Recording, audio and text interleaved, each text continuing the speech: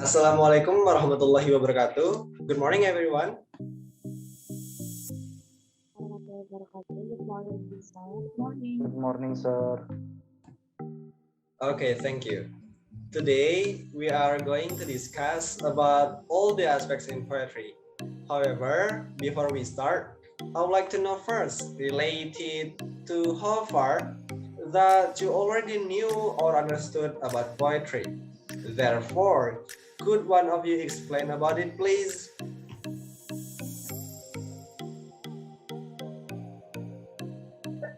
Can I please? Yes, Aulia, you may go on. So, poetry is a literature that evokes a concentrated imaginative awareness of experience or a specific emotional response through language chosen and arranged for its meaning, sound, and rhythm. Good, that was a great explanation. Thank you, Aulia. It seems that all of you already knew about it. Now, without any further ado, let us start the discussion today. Here, as you can see in the PPT, I already have a slide with the title Aspects of Poetry. Actually, when we are dealing with the aspects of poetry, there are at least 5 of it. Okay, the first one of it is figurative languages. Figurative languages are phrasing that goes beyond the literal meaning of words to get a message or point across. Furthermore, there are 10 types of figurative languages, such as the first one we have simile. A simile is a comparison between two unlike things using the words like, as, or than, often used to highlight a characteristic of one of the items. Similes rely on the comparison and the audience's ability to create connection and make inferences about the two objects being discussed and understand the one similarity they share. And the second one, we have metaphor. A metaphor is a direct comparison without using the comparative words such as like or as. Metaphors equate the two things being compared to elicit a stronger connection and deepen the meaning of the comparison. Some metaphors, which continue for several lines or an entire piece, are called extended metaphors. And the third one, we have implied metaphor. Implied metaphor is a literary device used in poetry to compare two unlikely things with common characteristics without mentioning one of the objects of comparison. It is implied in the text to make imagery rich and effective, and also to make subjects relatable and understandable to the readers. In this sense, it enables them to grasp the complex phenomenon discussed in the text. Moreover, the appropriate use of implied metaphor appeals to the sense of hearing and makes readers comprehend what is being communicated to them. And the fourth one, we have personification. Personification is the association of human characteristics with inanimate objects. The use of personification affects the way the reader imagines something, and it finally triggers a request to the subject. And the fifth one, we have hyperbole.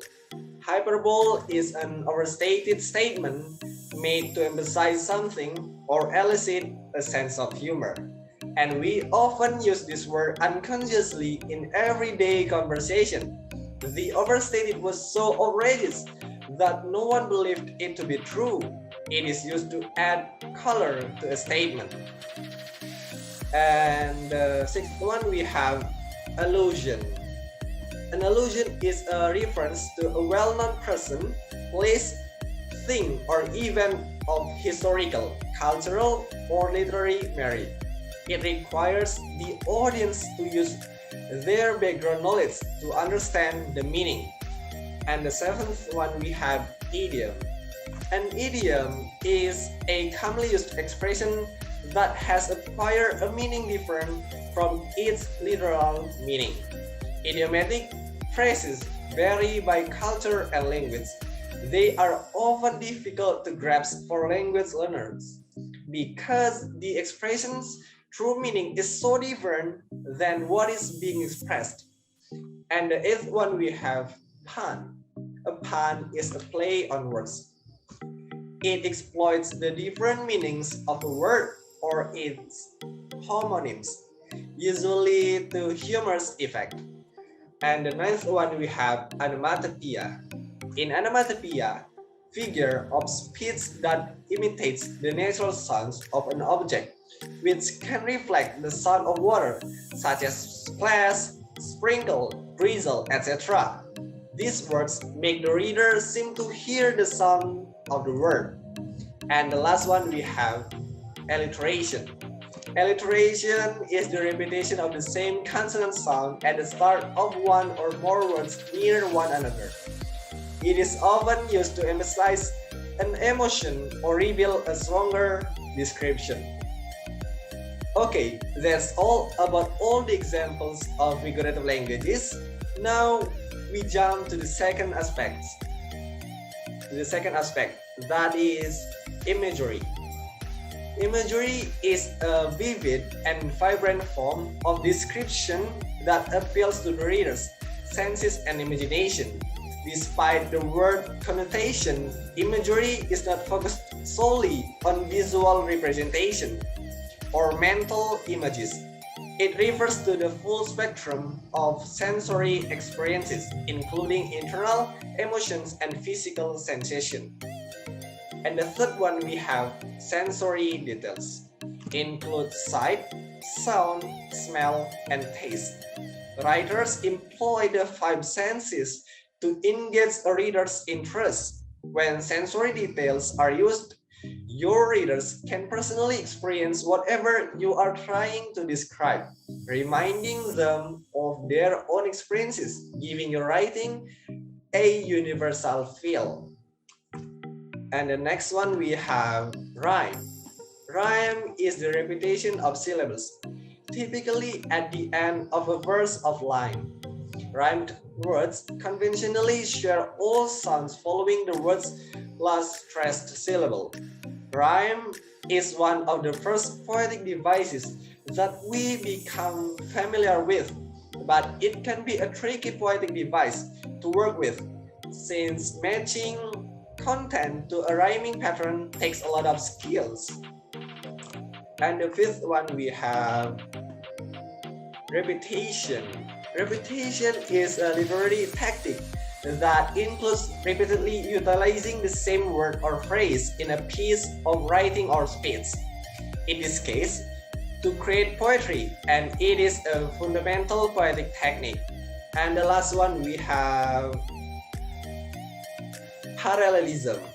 Parallelism is a literary style component in both prose and poetry in which related concepts are placed in phrases, sentences, and paragraphs that balance one element with another of equal value and similar language. So that's all about the aspects of poetry. Before we go forward, do you all have any questions? No?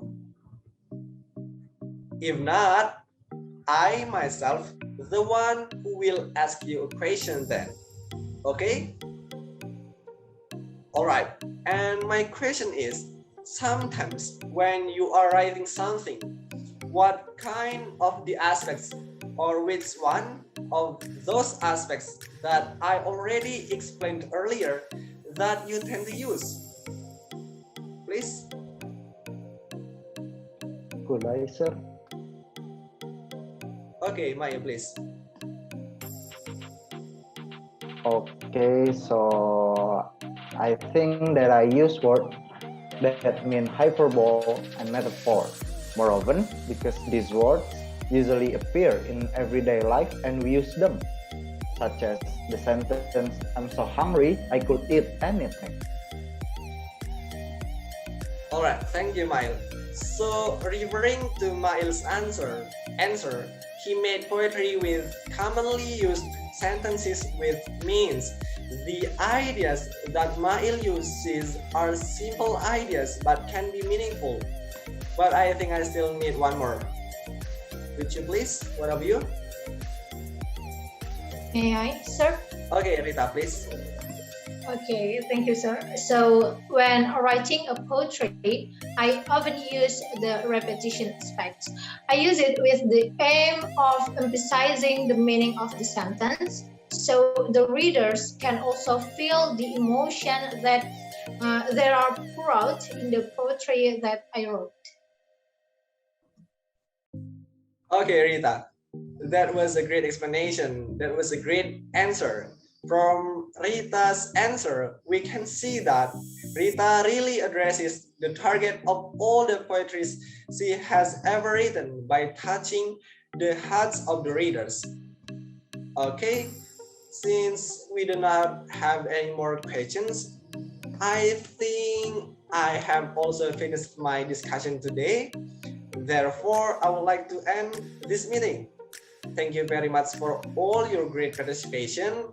You did well today. We all did well today. I am happy with our activity today.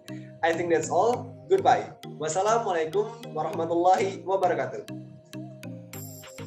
Waalaikumsalam warahmatullahi wabarakatuh. Thank you, sir. Thank you, sir. Have a great day. Have a great day.